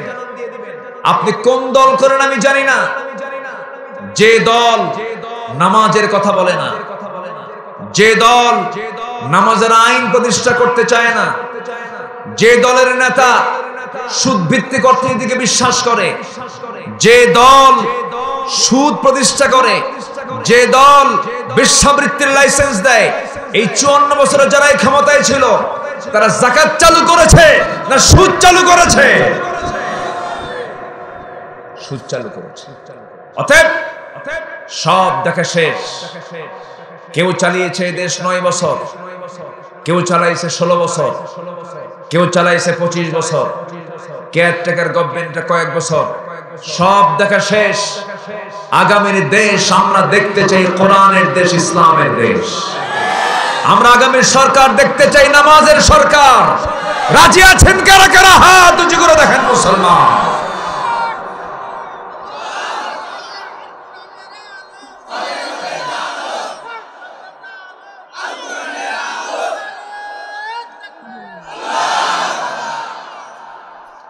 মন খারাপ করলেন নাকি? আজকে যদি নামাজ রাষ্ট্রীয় পর্যায়ে কায়েম হতো, আজকে আমার দেশের নামাজি হতো 90% নামাজি হতো। নামাজ পড়ে মাত্র 5 জন। 100 জনে কয়জন? 5 জন। আর বাকি 95 জন, এর মধ্যে আবার কিছু মুরিদ আছে, বছরে বছরে গরু নিয়ে যায় দরবারে। এরকম কিছু মুরিদ আছে না নাই? যারা দরবারে গরু নেয় তার আরেক বলদ, যারা ছাগল নিয়ে যায় তার আরেক রাম ছাগল। দরবারে যায়, পীর সাহেবের মুরিদ হয়, পীর সাহেব বলে দেয় কোনো চিন্তা না, আমার মুরিদ যখন হইছো আমি তোমার জাহাজে করে জান্নাত পার করে জাহান্নামে নিয়ে যাবো। আমার আমল নামা আমাকে নিয়ে যেতে হবে, সামনে দাঁড়াতে হবে আমাকে একা। কার সামনে? আসতে বলবেন না, কার সামনে? আল্লাহ বলছেন ইকরা কিতাবাক, ইকরা কিতাবাক। আল্লাহ এখানে বলেন না ইকরাউ কিতাবুকুম, কিতাবাকুম, ইকরাউ কিতাবাকুম বলেন না, ইকরা কিতাবাক। কি বহুবচন না একবচন? বলেন আলেম ওলামা আছেন না, বহুবচন না একবচন? ইকরা কিতাবাক। তুমি তোমার আমলনামা নিজে পাঠ করো। আল্লাহ একজন একজন করে ডাকবেন, বিচার করবেন পাই টু পাই। আমাকে কেউ বাঁচাবেন না, আমাকে বাঁচাবেন তিনি কে? আমাকে রেহাই দিবেন তিনি আমার কে? আল্লাহ তাআলা। শিরকের কাছে যাওয়া যাবে না। নাম্বার 1 হয়ে গেল। 10টা হকের 1 নম্বরে বললাম, অনেক লম্বা লম্বা কথা ছিল, সময় তো আজকে নাই, শর্ট করে বলছি। নাম্বার 2 হলো আল্লাহর হক হলো আল্লাহর প্রতি বান্দা ঈমান আনবে। আল্লাহর প্রতি বান্দা কি করবে? ঈমানটা আনবে। কিন্তু ঈমান শুধু আনলেই হবে না, টিকেও থাকতে হবে। ঈমান আনাটা যায়, কিন্তু টিকে থাকাটা দারুণ কঠিন ব্যাপার। আবু হানিফা রাহমাতুল্লাহ নাম সবাই শুনেছেন। আবু হানিফা রাহমাতুল্লাহ তিনি জালিম সরকারের কোনদিন তিনি পক্ষ অবলম্বন করেন নাই। তার সময় একজন জালিম বাদশা ছিল, বাদশা মনসুর। বাদশা মনসুর তাকে এসে প্রস্তাব দিল, আবু হানিফা আমি তোমাকে আমার রাষ্ট্রের আইন মন্ত্রী বানাতে চাই, কাজী বানাতে চাই, বিচারপতি বানাতে চাই। সঙ্গে সঙ্গে আবু হানিফা রাহমাতুল্লাহ বললেন, ও বাদশা মনসুর, জালিম শাসকের অধীনে থেকে বিচারপতির চেয়ার আমার নেওয়ার কোনো আকাঙ্ক্ষা নাই, আমি বিচারপতি হব না। বারবার তাকে চেষ্টা করা হলো, তিনি রাজি হলেন না। শেষ পর্যন্ত তাকে ধরে এনে জেলখানায় ঢুকানো হলো। আবার আমার দেশে এমন হুজুর আছে, এমন আলেম আছে, যেদিন হাসিনা পালাইছে সেদিন বাইতুল মুকাররমের খতিব পালাইছে। এই আছে না নাই? বিশ্বের ইতিহাসে এটা নাই। কিন্তু বিশ্বের ইতিহাসে এটা নাই যে শাসক পালাইছে তার সঙ্গে খতিব পালাইছে। কারণ ওই খতিব হলো কার দেওয়া খতিব? ওই শাসকের দেওয়া খতিব। একই লাইনের তো পালাইছে। এরকম বদমাইশ মার্কা বাতিল নেতৃত্ব আলেম নামের কিছু কুলাঙ্গার আছে না নাই? আমার দিকে তাকান, একটু কথা শোনেন। ঈমান এনেছি, ঈমান নিয়ে টিকে থাকবো। জোরে বলি ইনশাআল্লাহ। জোরে বলি ইনশাআল্লাহ। ঈমান নাই, ঈমান এনেছি, ঈমান নিয়ে টিকে থাকবো। বাদশা মনসুর যখন বলল আবু হানিফা, যতক্ষণ পর্যন্ত আমার কথাকে তুমি ফলো না করবে তোমাকে জেলখানায় থাকতে হবে। আবু হানিফা বললেন, বাতিল শক্তির কাছে মাথা নত করব তোমার কেমন করে বিশ্বাস হয়? হাসতে হাসতে ফাঁসির মঞ্চে চলে যাব, কিন্তু বাতিল শক্তির কাছে মাথা নত করব না। 8 বছর তিনি জেলখানায় ছিলেন। কত বছর? 8 বছর তিনি জেলখানায় ছিলেন। তার বৃদ্ধা মাকে একদিন ধরে আনছে তার সামনে, তার মাকে ধরে এনে তার মার সামনে সন্তানকে পিটাচ্ছে। মার চোখে পানি। আবু হানিফা রাহমাতুল্লাহ মনে মনে চিন্তা করছেন, হারে মার চোখে পানি, মা যেন কোন টেনশনটা করছেন। এবার আবু হানিফা বলছে, মা তুমি কি চিন্তা করো? আবু হানিফার মা বলে, সন্তানরা তুই আমার চোখের পানি দেখে তুই অবাক হবি না, ভয় পাবি না। আমি তোর শাস্তি থেকে ভয় করছি না, আমি ভয় পাচ্ছি হলো তোর প্রতি যে অত্যাচার গুলো করতেছে না জানি তুই বাতিল শক্তির কাছে মাথা নত করিস নাকি। আমার মন চায় এই সমস্ত অত্যাচার গুলো সহ্য করতে করতে এক পর্যায়ে তুই শহীদ হয়ে যাবি, আর আমি শহীদের মা হওয়ার গৌরব অর্জন করে আমি আল্লাহর সামনে দাঁড়াতে পারবো। সুবহানাল্লাহ। যেমন মা তেমন সন্তান, যেমন মা তেমন বেটা। কি এখানে কে যেন কইছে বেটা? যেমন মা তেমন বেটা। আমার বন্ধুগণ, ঈমান এনেছি, আমার ঈমান নিয়ে টিকে থাকবো। এক সাহাবীর কথা মনে হয়ে গেল। সেই সাহাবীর বাড়ি হলো মক্কা এবং মদিনার ঠিক মাঝখান বরাবর তার বাড়ি। ছোট্টবেলায় বাপকে হারিয়েছেন, চাচার কাছে মানুষ হয়েছেন, চাচা তাকে ধীরে ধীরে বড় করেছে। যখন তার বয়স হয়ে গেল, দিন পেলেন, ইসলাম পেলেন, কালিমা গ্রহণ করলেন, ইসলাম কবুল করলেন। চাচার কাছে নিউজ চলে গেল, চাচা বলে ফেললো, ভাতিজা শুনলাম তুমি নাকি কালেমা পড়েছো, কতটুকু সত্য বলো তো? সঙ্গে সঙ্গে ভাতিজা বলতেছে, চাচা আপনি শুনবেন কেন, আপনি অনুমান করেন কেন? আমি তো ইসলাম কবুল করেছি, কোনো সন্দেহ রাখি নাই, আপনি আমাকে অনুমান করে বলছেন কেন, সন্দেহ করে বলছেন কেন? আপনি শুনে নেন, আশহাদু আল্লা ইলাহা ইল্লাল্লাহু ওয়াহদাহু লা শারীকা লাহু ওয়া আশহাদু আন্না মুহাম্মাদান আবদুহু ওয়া রাসূলুহু। হেদায়েতের মালিককে বলেন, আসতে বলবেন, হেদায়েতের মালিককে। আমরা ১৫০০ বছর পরে এসে পৃথিবীতে এসেছি, আমরা মুসলমান হতে পেরেছি, বলি আলহামদুলিল্লাহ। আর আমার নবীর যুগের কিছু কিছু মানুষ নবীকে দেখেও তারা ইসলাম কবুল করতে পারে নাই। তাদের চাইতে আমাদের ভাগ্য খারাপ না ভালো? বলেন বলেন বলেন বলেন। আবার অতি উৎসাহী কিছু লোক আছে, বলে আহারে জন্ম যদি আমার নবীর সময় হতো কত সুন্দর নবীকে দেখতাম। তখন আমি বলি, তুই যদি আবু জেহেল হইতি। কি কথা বলছেন? তুই যদি আবু জেহেল হইতি তাহলে কি করতে? আমরা বড় ভাগ্যবান, ঈমান এনেছি, মুসলিম পরিবারে জন্ম নিয়েছি, বাপটাকে মুসলমান পেয়েছে, আমরা বড় ভাগ্যবান। এটাকে টিকে রাখতে হবে। তবে হ্যাঁ, খ্রিস্টানের ছেলে খ্রিস্টান হতে পারে, বৌদ্ধের ছেলে বৌদ্ধ হতে পারে, ইহুদির ছেলে ইহুদি হতে পারে, ব্রাহ্মণের ছেলে ব্রাহ্মণ হতে পারে, কিন্তু মুসলমানের সন্তান মুসলমান হতে পারে না যদি তার মধ্যে ঈমান না থাকে। ঈমান আনতে হবে, ভালো করে ঈমানের গুণগুলো নিজের মধ্যে উপস্থিত করতে হবে। আমার দেশে কিছু কিছু লোকের নামই আছে হলো ঈমান আলী, নামাজ পড়ে না। নাম হলো ফজর আলী, ঘুম থেকে ওঠে সকাল 10টায়। সকাল 10টায় ঘুম থেকে ওঠে, নাম রাখছে কি ফজর আলী। ঘুম থেকে ওঠে কয়টার দিকে? 10টার দিকে। নাম হলো আতর আলী, গোটা গায়ে গাজার গন্ধ। নাম কি? নাম হলো আতর আলী, গাজার গন্ধ গোটা গায়ে। নাম হলো হিম্মত আলী, সাইকেলের চাকা বাসুলি শীত হয়ে পড়ে। নাম হলো খোকা মিয়া, বয়স হলো 80 বছর। নাম হলো বাদশাহ মিয়া, ভিক্ষা করো। নাম দিয়ে করবেন কি? নাম দিয়ে কোনো কাজ হবে না, বংশ দিয়েও কোনো কাজ হবে না। নাম আর বংশ দিয়ে যদি কাজ হতো, পিতার পরিচয়ে সন্তান যদি জান্নাত পেয়ে যেত, সন্তানের পরিচয়ে পিতা যদি জান্নাত পেয়ে যেত।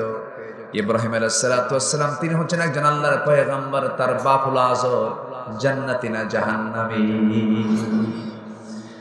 আমার বন্ধুগণ, শুধু ভালোবাসা দিয়ে যদি জান্নাত পাওয়া যেত, আবু তালেব জান্নাত পেয়ে যেতেন। আমি তাকে তিনি বলি, এই জন্য বলি কারণ গোটা পৃথিবীর মানুষ আমার এক জায়গায় করে যদি বলা হয় তোমরা কি পরিমাণ, গোটা পৃথিবীর মানুষ যদি এক জায়গায় হয়ে যায় আর আবু তালেবের ভালোবাসা যদি আপনি এক পাল্লায় দিয়ে দেন, আমার নবীর প্রতি আবু তালেবের ভালোবাসাই বেশি ভারী হয়ে যাবে। ভালোবাসা ছিল তার 16 আনা। ছোট্ট ছেলে আলীকে পাশে রেখে আবু তালেব আমার নবীকে বুকের সঙ্গে জড়িয়ে রেখে 3 সন্তানকে মানুষ করেছে। জোরে করুন সুবহানাল্লাহ। কে কে নবীর কি হয়? জান্নাতি না জাহান্নামী? কি নাই? আস্তে কই কি নাই? ঈমান আনা কার হক? আস্তে বলবেন না, কার হক? রাসূলকে খুব ভালোবাসি, শুধু ভালোবাসলেই হবে না, রাসূলের প্রতি দরুদ পড়ি, শুধু দরুদ পড়লেই হবে না। রাসূল যে দিন কায়েমের জন্য সংগ্রাম করেছেন, দিন প্রতিষ্ঠার জন্য কাজ করেছেন, সেই কাজের আপনি বিরোধিতা করবেন আর ইয়া নবী সাল্লাম আলাইকে বলবেন কোনো কাজ হবে নাকি? কোনো কাজ হবে না। নবীজি বদর যুদ্ধ করেছেন, নবীজি উহুদের যুদ্ধে চলে গেছেন, বাতিলদের বিরুদ্ধে তিনি সোচ্চার হয়ে দাঁড়িয়েছেন। এটা আমার আপনার জন্য করতে হবে, এটা হচ্ছে আনুগত্য। আমার বন্ধুগণ, আমার নবীজির প্রিয় সাহাবী, মক্কা মদিনার ঠিক মাঝখান বরাবর তার বাড়ি। সেই সাহাবী যখন কালিমার ঘোষণা দিয়ে দিলেন চাচার সামনে, চাচা বলতেছে, ভাতিজা, বাপ তোর মরে গেছে ছোটবেলায়, আমি তোকে তিলে তিলে বড় করেছি, তুই এতিম ছিলি, আমি তোকে বড় করেছি, আমি আমার নিজের সম্পত্তিও তোর হাতে তুলে দিয়েছি, তোকে দলিল করে দিয়েছি, আর তুই এত বড় আচরণটা তুই আমাকে দেখালি, আমার শত্রু মুহাম্মদের হাতে বায়াত গ্রহণ করলি। তুই কি জানিস এই দিন গ্রহণ করার জন্য, এই ঈমান টানার জন্য তোর ফলাফল কি হতে পারে? চাচা বলেন কি হতে পারে? আমি তোর সমস্ত সম্পত্তিগুলো আমি জোর করে তোর হাত থেকে আমি নিয়ে নেব। মুস্কে হাসি মেরে বলছেন, চাচা আপনি ভাবতেছেন বুঝি সম্পদের দাম বুঝি আমার কাছে ঈমানের চাইতে বেশি? না না, হাসতে হাসতে সমস্ত সম্পত্তি আপনাকে আমি এক্ষুনি দিয়ে দিলাম, ঈমান দিতে পারবো না। যেরকম সুবহানাল্লাহ। আর আমার দেশের ঈমান আলী 10 টাকার বিড়ি পায়া ঈমান বেচে খায়। কয় টাকার বিড়ি পায়া?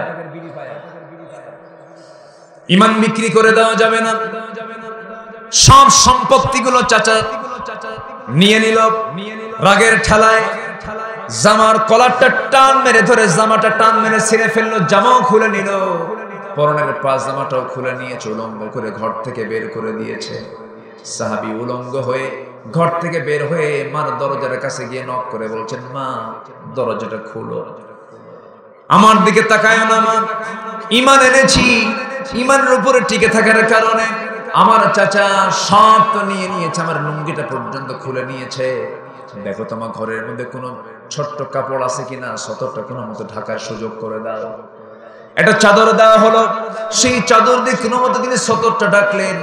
আরব দেশে বছরে 1 মাস থেকে 2 মাস প্রচন্ড শীত থাকে, ওই সময় শীতকাল চলতেছিল, ঠান্ডা পরিবেশে শুধুমাত্র সতরটা তিনি ঢেকে মাকে বলছেন, মা আমাকে বিদায় দিয়ে দাও, পৃথিবীর কোনো দরবার ভালো লাগে না, আমার কাছে শ্রেষ্ঠ দরবার হলো আমার নবীর দরবার। নবীর দরবারে রওনা দিলেন। গভীর রাত, কনকন শীতের ভিতরে কাঁপতে কাঁপতে গিয়ে নবীর দরবারে গিয়ে পৌঁছলেন। দরজায় নক করলেন, নবীজি দরজা খুলেই দেখেন কাঁপতেছে, যুবকটা থরথর করে ঠান্ডায় কাঁপে। কিচ্ছু প্রশ্ন করলেন না, ভিতরে চলে গেলেন। আমার নবীজির বরকতি দেহের বরকতি জুব্বা, 2টা জুব্বা হাতের মধ্যে এনে নিয়ে বলতেছে, যুবক কথা পরে বলবো, এই জুব্বা তোমাকে দিয়ে দিলাম, জুব্বা 2টা তুমি পরে নিবা। সুবহানাল্লাহ। রাসূল এবারে বললেন, যুবক তোমার পরিচয়টা কি বলো, কি হয়েছে তোমার এই অবস্থা, কেন খালি গায়ে তুমি এসেছো, কেন কি হয়েছে সম্পূর্ণ তিনি খুলে বললেন। রাসূল বলছেন, ও আমার সাহাবী, তুমি চিন্তা করো কেন, তোমার চাচা তোমাকে বস্ত্রহীন করেছে, আমি আমার গায়ের জুব্বাটা আমি তোমাকে দিয়ে দিলাম। সম্মান কমলো না বাড়লো? আস্তে সম্মান কমবে না বাড়বে? ঈমান আনলে পরে দুনিয়াতে সম্মান বাড়বে, আখিরাতে সম্মান বাড়বে। আমার নবীজি বললেন, সাহাবী কোনো চিন্তা করো না, যাও আহলে সুফার সদস্য হয়ে যাও, তুমি চলে যাও। আসহাবে সুফার সদস্য বানায় দিলেন। চলে গেলেন। তার আগে রাসূল বললেন, ও সাহাবী, তুমি আমার কাছে কোনো কিছু চাইবে না কি? হুজুর, আপনি আমার জন্য দোয়া করে দেন। আমার নবীজি দোয়া করে দিলেন। আকাশের দিকে দুটো হাত তুলে দোয়া করছেন, আল্লাহ তাআলা, আমার এই সাহাবী আব্দুল্লাহ যুলবাসাদাইন দিন গ্রহণ করতে গিয়া তার সবকিছু, দুনিয়ার সবকিছু সে বিক্রি করে ঈমানটাকে সে কিনে নিয়েছে। আল্লাহ গো, আমরা আব্দুল্লাহ যুলবাসাদাইনের জান এবং মাল তুমি আল্লাহ কাফের বেঈমানদের জন্য হারাম করে দাও। সাহাবী মনক্ষুণ্ণ হয়ে বলছেন, ইয়া রাসূলুল্লাহ, আপনি আমার জন্য এমন উল্টা দোয়া করলেন কেন? কাফের বেঈমানদের জন্য জানমাল হারাম করে দেন, যদি আপনি আমার জন্য, আমি শহীদ হব কেমনে? আমি তো শহীদ হতে চাই। কাফেররা যদি আমাকে না মারতে পারে আমি শহীদ হব কেমনে? নবীজি কেঁদে কেঁদে বলছেন, আব্দুল্লাহ রে, ওয়া ইম্মা তাআলা ফিরাশিহি, তোমার মওত যদি বিছানা হয়ে যায়, আমার আল্লাহ তোমাকে শহীদের দরজা দিয়ে দিবে। ওই সাহাবী চলে গেলেন। সাহাবায়ে কেরামদের মাঝে কোরআন যখন তেলাওয়াত করতেন, চিৎকার করে করে কোরআন তেলাওয়াত করতেন, সাহাবীদের কষ্ট হয়, সাহাবীরা এতে বিরক্ত হতেন। নবীর কাছে এসে একদিন বলেন, হুজুর, এমন একজন সাহাবী আমাদের কাছে এসেছেন নতুন, এত জোরে জোরে চিৎকার করে কোরআন পড়ে আমাদের ডিস্টার্ব হয়, আপনি যদি একটু বলে দিতেন কে? আব্দুল্লাহ। রাসূল সঙ্গে সঙ্গে বলছেন, ওই আমার সাহাবীরা, খবরদার, আব্দুল্লাহর তেলাওয়াতে তোমরা বাধা দিও না, কারণ আব্দুল্লাহ ঈমান আনতে নিয়ে তার বড় বেগ পেতে হয়েছে, ঈমান আনতে নিয়ে তার দুনিয়ার সব কিছু বিক্রি করে দিতে হয়েছে। সে জোরে জোরে পড়ে, ঈমানের জোশে পড়ে, ঈমানের চেতনার কারণে জোরে জোরে সে কোরআন তেলাওয়াত করে, তোমরা তাকে কেউ বাধা দিও না। আমার নবী ওই সাহাবীকে নিয়ে কোন এক যুদ্ধের ময়দানে মদিনা থেকে রওনা করলেন। যুদ্ধ শেষ হয়ে গেল, সেই যুদ্ধের ময়দান থেকে ফিরে আসলেন। ফিরে আসার পথে আমার নবীর কানে সংবাদ আসলো, হুজুর, আপনি কি জানেন আপনার সেই প্রিয় সাহাবী আব্দুল্লাহ খুব অসুস্থ? রাসূল বলছেন, ভালো করে সেবা করো। 3টা দিন পরে সাহাবীরা আবার সংবাদ দিয়ে বলছেন, হুজুর, বহু চেষ্টা করলাম কিন্তু আব্দুল্লাহকে বাঁচাতে পারলাম না, আব্দুল্লাহ দুনিয়া থেকে বিদায় হয়ে গেছে। আমার নবী ইন্না লিল্লাহ বলে বললেন, সাহাবীরা শোনো, আমার এই প্রিয় সাহাবী আব্দুল্লাহ যুলবাসাইনের জানাজার নামাজ কেউ পড়াবে না, আমি রাসূল নিজে তার জানাজার দায়িত্ব গ্রহণ করে নিলাম। জানাজা শেষ হয়ে গেল, নবীজি চোখে অশ্রুপূর্ণ, নবীজি কাঁদতেছেন আর বলছেন, সাহাবীরা, আমার আব্দুল্লাহর কবর খনন, কবর দেওয়ার জন্য কবর খনন কোথায় করেছো? কবরস্থান কোথায় করেছো? হুজুর, ওই যে 2 পাহাড়ের ঠিক মাঝখান বরাবর চিপায় আমরা কবরটা খনন করেছি। রাসূল বলেন, সাহাবীরা, আমাকে তোমরা সবাই মিলে আমাকে নিয়ে যাও আব্দুল্লাহর কবরের কাছে। আব্দুল্লাহর কবরে আজকে আব্দুল্লাহকে কেউ নামাবে না, আমি নিজে আমার 2 হাতে আমি আব্দুল্লাহর লাশটা আব্দুল্লাহর কবরে রেখে দেব। সুবহানাল্লাহ। আমার নবীজি কবরের পাশে গিয়ে দাঁড়ালেন, 2 জন সাহাবীকে ডাক দিচ্ছেন, আবু বকর ডানে আসো, আমার ওমর বামে আসো। 2 জনকে 2 পাশে রেখে দিয়ে আমার নবীজি কবরে নামলেন। 2 জনকে নামতে বললেন, নেমেছেন মোট কয়জন? 3 জন সাহাবী। 2 জন সাহাবী আমার বিশ্বনবী নামলেন, মাঝখানে তিনি দাঁড়ালেন, হাত টাগায়া দিয়ে বলছেন, সাহাবীরা, আমার কলিজার টুকরা আব্দুল্লাহরে আমার হাতে তুলে দাও, আমার আব্দুল্লাহকে আমার হাতে তুলে দাও। ঈমান কি হারে এনেছেন তারা! নবীজি এতটাই খুশি হয়েছেন। আব্দুল্লাহকে যখন নবীর হাতে তুলে দেওয়া হল, রাসূল বলেছেন, আবু বকর, আমার আব্দুল্লাহর মাথাটা ধরো, ওমর, আমার আব্দুল্লাহর পাটা ধরো। 3 জন মিলে কবরে শোয়া দিলেন। শোয়া দিয়া বুকের উপরে হাত রেখে আকাশের দিকে তাকায় আমার নবীজি দোয়া করছেন, আল্লাহ তাআলা, এই মুহূর্ত পর্যন্ত আমি আব্দুল্লাহর উপরে সন্তুষ্ট আছি, তুমি আব্দুল্লাহর উপরে সন্তুষ্ট হয়ে যাও, আব্দুল্লাহকে তুমি আল্লাহ মাফ করে দাও। এই দোয়া যখন শুনতেছিলেন, পাশে দাঁড়িয়ে থাকা একজন সাহাবী সাদ ইবনে আবি ওয়াক্কাস রাদিয়াল্লাহু আনহু যখন এই দোয়াটা শুনতেছিলেন, চিৎকার মেরে মেরে বলছেন, আল্লাহ, আমি আজকে জীবিত সাদ না হয়ে যদি মরা সাদ হতাম আর ওই কবরের বাসিন্দা যদি হতাম, আমার জীবনটা বড় ধন্য হতো। কারণ যে কবরের বাসিন্দা এমন একজন ব্যক্তি যাকে নামানোর জন্য বিশ্বের সেরা মানুষ রাসূল আর 2 জন সেরা মানুষ ওমর আবু বকর, তার কবরের নামে সুবহানাল্লাহ। ঈমান আনা এবং ঈমান নিয়ে টিকে থাকা। ঈমান এনেছি, ঈমান নিয়ে আমরা টিকে থাকব। ইন্নাল্লাযীনা ক্বালু রাব্বুনাল্লাহু সুম্মা ইসতাকামু তাতানাজ্জালু আলাইহিমুল মালায়েকা আল্লা তাখাফু ওয়া লা তাহজানু وأبشروا بالجنة التي كنتم توعدون জোরে বলুন আল্লাহু আকবার। ঈমান যারা আনবে, যারা বলবে আমার রব আল্লাহ, এবং তার উপরে টিকে থাকবে যারা, তাদের জন্য জান্নাতের ওয়াদা করেছেন তিনি আমার কে। আরো জোরে বলেন তিনি আমার কে। নাম্বার 3 হলো আল্লাহর হক মোট কয়টা বলেছে বলেন? 10টা। নাম্বার 3 হলো আল্লাহর ভয় করা। কার ভয় করা বলেন? আল্লাহর ভয় করা। ইত্তাকুল্লাহা হাক্কা তুকাতিহি ওয়া লা তামুতুন্না ইল্লা ওয়া আনতুম মুসলিমুন। নাম্বার 4 হলো আল্লাহর বিচার ফয়সালাকে মেনে নেওয়া। আল্লাহ যে বিচার দিয়েছেন সেই ফয়সালাকে মেনে নিতে হবে। ইনিল হুকমু ইল্লা লিল্লাহ। নাম্বার 5 হলো সালাত কায়েম করা, যাকাত আদায় করা। নাম্বার 6 হলো হজ করা। হজ করব আমরা কার জন্য? কার হক এটা? ওয়া আতিমুল হজ্জ ওয়াল উমরাতা লিল্লাহ। হজ করব কার জন্য? কিন্তু নামের আগে হাজি কেন? হজ করছি কার জন্য? দুনিয়ার নামের আগে হাজি কেন? হাজি না বললে মন খারাপ করে, এমন হাজি আছে না নাই? আবার হয়তো কমিটির নাম লেখা হয়েছে সভাপতিকে আব্দুল করিম মিয়া, কিন্তু হাজি শব্দ বাদ পড়ছে। তখন বলে তোমার কি একটু হুঁশ নাই, সম্মান বোঝো না? 7.5 লাখ টাকা খরচ করে হজ করে আসছি, নাম লিখে দাও হাজি সাহেব। আছে না? বলে আছে না নাই? তাহলে সে কি হজকে আল্লাহর জন্য করলো? আল্লাহ বলছেন হজ কার জন্য করতে হবে? এটা আল্লাহর হক। নাম্বার 7 হলো সিয়াম পালন করা, রোজা পালন করা। রমজান তো চলে গেছে, এই মাসে বুঝে রোজা নাই। আস্তে কয়টা রোজা? আরো জোরে কয়টা? আরো জোরে কয়টা? যারা একটাও রাখেন নাই, সামনে আরো 6টা রোজা রাখার সুযোগ আছে না নাই? বলে রাখবো। যে ব্যক্তি 6টা নফল রোজা রাখবে, এবং রমজান মাসের পরবর্তী শাওয়াল চাঁদের যারা 6টা রোজা রাখবে, আল্লাহ রাব্বুল আলামিন গোটা বছর নফল রোজার সওয়াব তার আমলনামায় দিয়ে দিবেন। জোরে বলে সুবহানাল্লাহ। রোজাটা কার হক? as-sawmu li wa najzi bihi yujza bihi। Number 8 হলো তওবা করা। তওবা করব কার কাছে?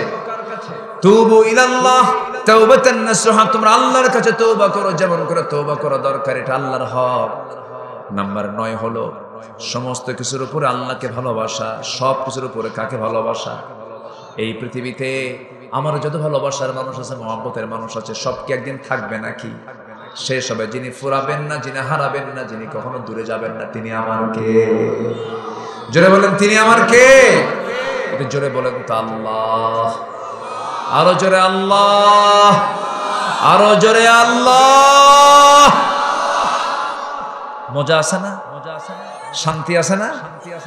আপনি আপনার বাড়িতে গিয়ে আম্মাকে একবার ডাকবেন, আম্মা ডাক নেবেন, কি বাবা বলো, আবার বলবেন আম্মা এইদিকে, আবার বলবেন কি বলো। কিন্তু যদি আপনি বারবার মা, ও মা, ও আম্মা, ও বাবা, আব্বা বারবার বলবেন, একসময় বাপ কি করবে? খুশি খুশি হবে? কি বলবে? এত ডাকিস কেন, কি হয়েছে তো? ঠিক কি না? কিন্তু আমার আল্লাহ বলেন, ও বান্দা, পৃথিবীর মানুষ ডাকলে পরে বিরক্ত হয়ে যায়। তুই আমাকে যত বেশি ডাকবি, যত বেশি আমার কাছে বলবি, আমি আল্লাহ তত বেশি খুশি হয়ে যাব। জোরে বলে সুবহানাল্লাহ। দুনিয়ার মানুষকে লজ্জা নিয়ে ডাকতে হয়, কিন্তু আমার আল্লাহকে লজ্জা নিয়ে ডাকলে পরে লস হয়ে যাবে। আমার আল্লাহকে ডাকবো আমরা লজ্জা নিয়ে, না বেহায়া হয়ে। বলেন বলেন বলেন, বেহায়া হয়ে ডাকতে হবে, বারবার ডাকতে হবে। আল্লাহ পাক আমাকে মাফ করে দিবেন। নাম্বার 10 হচ্ছে দোয়া করব একমাত্র কার কাছে? আসতে মানে দোয়া করব একমাত্র কার কাছে? অকল রব্বুকুম উদউনি আস্তাজিব লাকুম। আমরা একমাত্র আল্লাহর কাছে ডাকবো, আল্লাহর কাছে বলবো। ওয়াইদা ইসতাআনতা ফাসতাইন বিল্লাহ। যখন তুমি চাইবে আল্লাহর কাছেই চাইবে, আল্লাহ ছাড়া কারোর কাছে চাওয়া জায়েজ? সম্মানিত ভাইরা, অনেক রাত হয়ে যাচ্ছে, আমি একটু মাহফিল কমিটির আবদারটা একটু রাখার চেষ্টা করছি। জি, সবাই বলেন সুবহানাকা আল্লাহুম্মা ওয়া বিহামদিকা আশহাদু আল্লা ইলাহা ইল্লা আনতা আস্তাগফিরুকা ওয়া আতুবু ইলাইক। আল্লাহুম্মা আমিন। রব্বানা যালামনা أنفسنا وإن لم تغفر لنا وترحمنا لنكونن من الخاسرين গভীর রাত নিঝুম রাত ঝিমানো রাত্রিতে চাঁদের মতো হাজারো মুসলমান নরনারী নিয়ে তোমার কালামের দু তিনটা আয়াতকে সামনে রেখে হকুল্লাহ হকুল ইবাদের উপরে কিছু কথা বলেছি কাঙ্গাল ফিকিরের মতো দুটো হাত পেতেছি আল্লাহ গুনার দিকে নজর দিও না বান্দা মনে করে তামাম জিন্দেগীর সমস্ত গুনাহগুলোকে মাফ করে দাও আব্বা আম্মা যারা দুনিয়া থেকে বিদায় নিয়েছেন জিন্দেগীর গুনাহগুলো মাফ করে দাও কবরগুলোকে জান্নাতের টুকরা বানায়া দাও রব্বিরহামহুমা কামা রব্বায়ানি সগীরা রব্বিরহামহুমা কামা রব্বায়ানি সগীরা ও আল্লাহ বিশেষ করে মাহফিলটার আয়োজন করলেন যারা কষ্ট করে যারা আসলেন বিনিময়ে কিয়ামতের কঠিন ময়দান যেদিন কেউ কাউকে চিনবে না সামান্য একটা আকাশের গর্জনে আমরা ভয় পেয়ে যাই সামান্য ভূমিকম্পে আমরা ভয় পেয়ে যাই কিন্তু একদিন এমন একটা সময় আসবে আকাশ ভেঙ্গে ভেঙ্গে পড়বে সূর্য সংকুচিত হয়ে যাবে তারকাগুলো ছিটকে ছিটকে পড়বে আল্লাহ তোমার কাছে ফরিয়াদ করি সেই কঠিন মুসিবতের দিন মেহেরবানি করে মাহফিল সবার জন্য নাজাতের মাধ্যম তুমি আল্লাহ বানায়া দিও আল্লাহ তোমার পছন্দের বান্দা থাকতে চাই আমরা সেই গুণগুলো অর্জন করার তৌফিকটা দিয়ে দাও এই মাহফিলকে তুমি আল্লাহ দয়া করে কবুল আর মঞ্জুর করে নাও 22 বছর যাবত এই মাহফিল চলে আসছে কত কমিটির ভাইরা আজকে কবরবাসী হয়ে গেছেন মেহেরবানি করে কবরগুলোকে জান্নাতের টুকরা বানায়া দাও দুনিয়া থেকে কোন দিন বিদায় নেব জানি না রে যেদিন মরব টান মেরে ঘর থেকে বের করে দেবে জীবনের শেষ গোসলটা হয়ে যাবে রে মরা মুখ সব দেখে দেখে চলে যাবে কবরে শোয়া দেবে বাঁশ চাপা দেবে মাটি চাপা দেবে 24 ঘন্টা যাবে না মাথার চুলগুলো খসে খসে পড়ে যাবে 3 দিন যাবে না চামড়াগুলো গলে গলে পোকার পেটের খাবার হবে 7 দিন লাগবে না রে পেটের নারী ভরে সব চোখ মুখ কান নাক দা বের হওয়া শুরু হয়ে যাবে কিম্ভূত কিমাকার চেহারা হয়ে যাবে রে মাত্র 3 মাসের ব্যবধান কবর খনন করে যদি দেখা হয় কয়েকটা হাড় ছাড়া কিচ্ছু খুঁজে পাওয়া যাবে না সে অন্তিম সময়ে যখন চলে আসবে জবানে জারি করে দিও কালোজয়ী কালিমা তাইয়্যিবা লা ইলাহা ইল্লাল্লাহ মুহাম্মাদুর রাসূলুল্লাহ আসসালামু আলাইকুম ওয়া রাহমাতুল্লাহি ওয়া বারাকাতুহু।